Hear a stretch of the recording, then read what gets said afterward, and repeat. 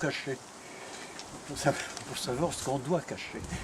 Et l'astrologie, justement, si vous prenez les dictionnaires, je l'ai déjà dit, hein, il y a beaucoup de noms d'astrologues qui ont disparu en tant qu'astrologues, qui sont classés philosophes. C'est plus malin. Alors, Sébastien ne va pas, je pense qu'il sera un grand auditeur un jour. Sébastien a eu son brevet de technique supérieure du livre. Et il a fait un travail, il est sorti deuxième, je peux le dire. Peu importe, non, mais disons. Peu importe, mais pour moi c'est important. Parce qu'on dit toujours le deuxième, c'est pas le plus d'or, forcément.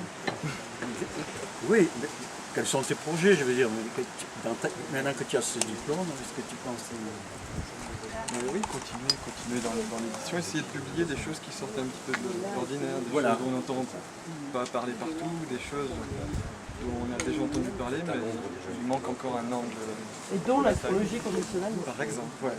C'est sûr qu'après, en termes de public, après, pour rentrer dans une logique, on a des livres, ils sont beaux, ils sont bien faits, et tout ça. Et si ça intéresse 50 personnes dans l'espace francophone, c'est sûr que...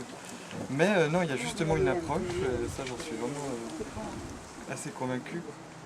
On peut amener à une certaine vulgarisation. C'est exigeant ce travail-là, mais il y a moyen de rester grand public. Vraiment. Ouais. Je vous laisse vous installer. Oui, l'astrologie conditionnaliste, on n'est pas que des hermétistes. On peut très bien apprendre à vulgariser, faire de la pédagogie. La pédagogie, c'est pas tellement mon truc. Moi, je suis surtout branché sur la recherche. Ce que voulait faire Kepler, c'était justifier l'astrologie par les données de l'astronomie, par exemple la distribution des planètes et les orbites planétaires. Moi, j'ai trouvé des clés qui rattachent comment dire, les distances des planètes au Soleil, qui les rattachent à l'atome d'hydrogène. Mais ça, j'ai trouvé le même fera dans formalisme. votre bureau, vous allez m'expliquer. On va faire un point très précis quand même pour expliquer ce que c'est un peu Mais moins... ça, c'est difficile à expliquer, justement. Oui, on va y arriver. Mais disons, disons que c'est bon de le dire parce qu'il y a un argument.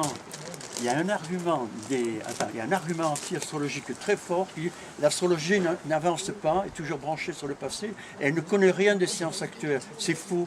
L'astrologie conditionnelle a fait un pas qui n'a pas été fait sur le système solaire. Il a été fait par un conditionnaliste. On Faut le dire, hein. Ouais, on l'expliquera. Allez-y, Là, c'est mon domaine.